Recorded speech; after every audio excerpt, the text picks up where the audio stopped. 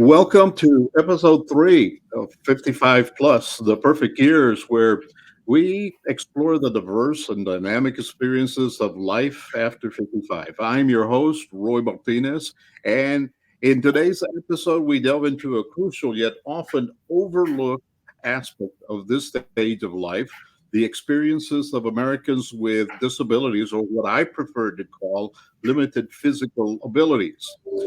Join us as we navigate the unique challenges, triumphs, and stories of resilience within this vibrant community, shedding light on the perspectives, contributions, and the journey towards inclusivity into our society. Welcome to the conversation, Lou Schomer of Abilities.com. He is also the chairman of Abilities Expo. Lou, thank you for joining us today. And let's start talking about your company, Abilities.com and Abilities Expo. Let's do so by just letting you tell us, first of all, uh, what is it exactly that abilities.com and the Abilities Expo do as I put you on the screen right now. Hi, Good morning. morning, Ryan. Thanks for inviting me. Thank you. Abilities Expos is a group of exhibitions and conferences to provide the latest products, services, and information, as well as fun events for people with disabilities in regions across the U.S. We currently do shows in 7 different locations: Los Angeles, New Jersey, we just completed last week, Chicago, Houston, Phoenix, Fort Lauderdale, and Dallas. And the objective is that people with disabilities, any kind of disability, starting from childhood diseases through aging processes, you'll find products and services that are going to make that person more independent, give them more confidence in life, and allow them to be productive as opposed to in any way limited by their ability to live a healthy and useful life. What gave you the idea to start this, and how long have you been doing it? Well, we didn't actually start this. Abilities Expo was started by a couple by the name of Dick and Pat Wooten. Dick, in 1979, he had polio. He was in a wheelchair, and he found that it was very difficult for him to go out and find products and services and get information about his specific disease or about wheelchairs, incontinence, the different things that people who have disabilities would need in just daily living aids. And he and his wife put together the first show in Anaheim, California in 1979. My business partner, David Corse, and I purchased the show from another show provider in 2008. So we have been running the show for 16 years. When we bought the show, there were only 3 shows, and now we do 7 shows. We're also considering expanding into Canada next year. That's wonderful. Now, what kind of exhibitors do you typically get in these expositions? Well, we get exhibitors with literally anything from incontinence to SUVs and vans that have remote controls, which will be side entry, rear entry, allow someone in a wheelchair to literally drive with hand controls only. So it's really runs a group of different types of products. We have an adaptive technology section, which has primarily applications. Usually they're tablet driven for sensory and developmental disabilities. And then they have things such as phones with very large numbers, and keyboards with very large letters and numbers for seniors who have either problems with their eyes or with diabetes or arthritis. So we cover a multiple of different types of products and services, and usually it's the latest technology that's available. And the technology will change from show to show because something that's announced in Houston may not have been available when we had our show in Los Angeles. So, for example, if you attended the show last year, the closest one to us here in South Texas, obviously, is the show in Houston, which is scheduled to be August 2nd through the 4th. But if you attended that show last year, and you should attend this year also because there's going to be changes, correct? Yeah, well, there's a number of things. First of all, we have, for instance, a wheelchair repair program so that Sunrise will repair anybody's chair. Permobil always comes to repair their own chairs. And then we have another wheelchair repair area, primarily for more manual chairs, and that's provided by the people who sell frog legs. So even if you just need a repair, is a good reason to come. But the workshops are different. We talk about the most requested types of information. For instance, travel is huge. Everybody who has a disability, and especially when you're a senior and all of a sudden you're not as um, ambulatory as you used to be, and you may need a scooter or you may need a power chair to get around, or you want to go on a cruise. So we have all that types of equipment that you didn't need last year, but now you're starting to need it. So there's lots of reasons to come to the show. Most people think, once you turn 55 and older, everything is fine and dandy. But let's face it, we start getting harder to get around. Our capabilities diminish in many cases. And obviously, I don't like the word handicap, but I like the word the limited abilities. And I like what caught my attention when I first learned about you is you don't use the word pretty much disabled or handicapped, do you? You're talking about limited capabilities, and Well, with besides all the products out there that are out there, you also talk about some of the activities that people can do even though they have limited capabilities, right? well, we have a climbing wall, so we see paraplegics and quadriplegics literally climb a wall. That's not a limited ability. That's a lot of ability. So we also don't like the word disabled or handicapped because one with a disability is not necessarily disabled. Um, Last week we had a guy by the name of Torsten Gross, and he's a professional competitive race car driver, and he's an incomplete C6 quadriplegic. So he uses his hand. He can't use his hands, but he has a special um, um, device that fits on the steering wheel that allows him to accelerate and brake, and he's going at 180 miles an hour. I wouldn't call that a limited ability in any way. And when you see him, he just can't get up and walk and shake your hand.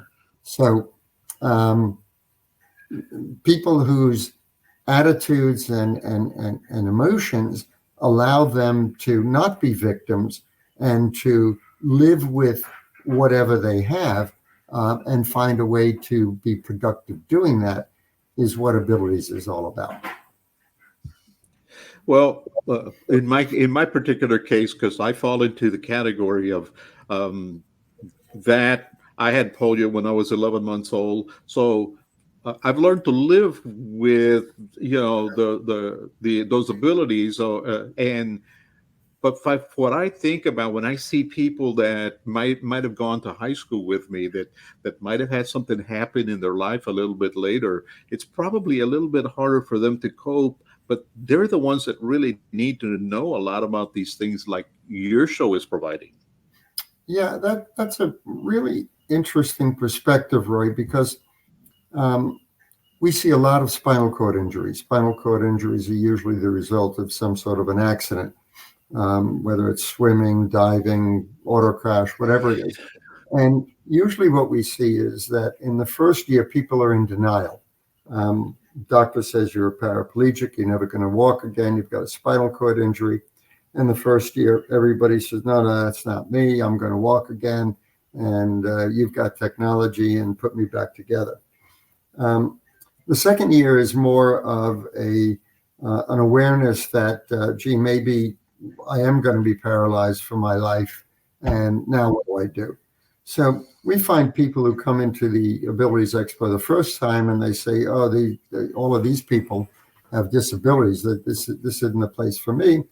And then the second year they come in and they say, "Well, let's see. There's maybe something here that's going to make me be able to play basketball like I used to, dance like I used to, play volleyball like I used to." So you've got all of these activities that are available. You just don't know about them because they're for people with disabilities as opposed to able bodied people. So you come to Abilities Expo and you discover that what you used to do can still be done. It's just different. And when one finds that that's the way they accept their life, then they're able to engage and find that, okay, I have a different life now, so how do I live that different life? A lot of that is the aging process, and as you say, aging is different than just basically getting in a car crash or a spinal cord injury because it evolves. And, one day you're able to urinate and the next day you're not. And what happened? So with over 55, it's actually now it's probably more like over 65. Um, but one has to say, okay, well, what do I do? And then you have to start looking at what's available for me to live that life or correct whatever I now find is wrong. What is it? You gave me a statistic the other day that we spoke on the phone about the number of people, the number of Americans that are fall into the category of having these, issues with their abilities. Uh, wh- what kind of statistics can you give us about, that type of problem? Sure. The last census indicated that there were 58 million people in the United States um, who had a disability. So that's basically one out of every six people. Those people are touched between one and two people. So that brings it from 58, or let's say 60 million, to 180 million people. So that means that one out of every two people in the United States either has a disability or is very close to somebody with a disability. And that's either a family member or a very good friend. And you ask 10 people if they know of somebody who has a disability, and at least five of them are going to say yes. And the show is also geared not only to the person that is suffering from those issues, but like you mentioned, for the people that are taking care of them, husbands, wives, sons, and daughters, and friends that they can understand that they are also able to learn something from attending one of these expos. Correct? Absolutely. We get a lot of physical and occupational therapists who come to the shows because the more they can learn and the more that they know available, then they can recommend to doctors and they can recommend to families and rehab facilities what types of products and services are available. So it's not only just those who have a disability, but it's caregivers, it's professional healthcare workers, and that involves a lot of different people who, again, they're all touched by the person or persons who have a disability. So yeah, we give advice to how to finance a product that I need. Um, how do I build an accessible house? Um, what happens when I determine or I find out that my 3-year-old son has autism or is deaf or is blind? So we have workshops that cover those. Um, so yeah, there's a broad spectrum of information that's available at the Abilities Expo. You just completed recently the New York Expo. The very next one, I think, is going to be in Houston. Chicago. Oh, in Chicago. And what are the dates for that one? Chicago is June 21st through the 23rd. And then after that is probably the Houston one, correct? That's, yeah. And Houston is So, August 1st, 4th. and then after that, if people that can't make it, or if there's people that are listening and live in other parts of the country, um, I guess the best place that they can find where their nearest next expo is going to be is to go to your abilities.com website. Correct. Yeah. www.abilities.com. One of the things I also might mention, Roy, is attendance at the expo is free. Well, Um, that's in, that that's great. in, in, in, um, in some areas, unfortunately, we don't have any control over the parking. Um, Chicago, it's free. In Houston, parking is expensive. And usually they don't tell us what the parking fees are going to be until three or 4 weeks, until just before the show. So, and in our experience, unfortunately, we never see parking rates go down. So that's a problem. But Well, and again, especially dealing with big cities where parking yeah, is always a problem. But then again, in big cities, you also have mass transportation that's also yes, geared for people that have wheelchairs and have issues in being able to get around. And in today's society, you also you can stay at the hotel. The hotel might be able to take you to the place, or call a cab, a Lyft, or an Uber, so that you can attend these programs. well, unfortunately, Lyft or Uber are not terribly responsive with regard to taking somebody in a wheelchair, and that's an issue that we've dealt with and we are dealing with, um, because although they say they have programs, their Well, programs just don't work. it's Um, one of those things that's probably an unmet need, and maybe if someone out there can meet those needs for for people like that, it's a business opportunity. How do somebody like an exhibitor that wants to participate in the program, uh, how do they reach out to you to be able to uh, join and participate in the expo? Sure. All they have to do is go to our website, um, and we have a bar that says exhibitors, and then they fill out a questionnaire. They click yes, send, and we get that questionnaire, and then we answer it immediately. Lou, I am very grateful that you were able to join us for this episode 3 of 55 Plus, the perfect years, because that's what we're trying to do here. We're trying to open minds and inform people of what's available out there, that life doesn't end after 55 or 65 or even 75, even if you have problems, because they can still do almost anything that they were able to do before. It's all a question of attitude. Absolutely right. At That's the key.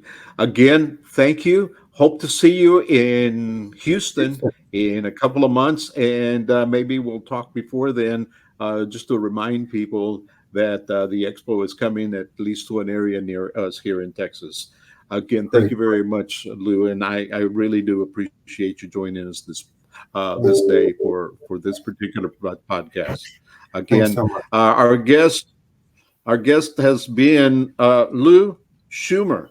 He is, of course, the part of abilities.com, abilities.com, and he's the chairman of Abilities Expo. If you get a chance, go to the website, look it over, see what's out there.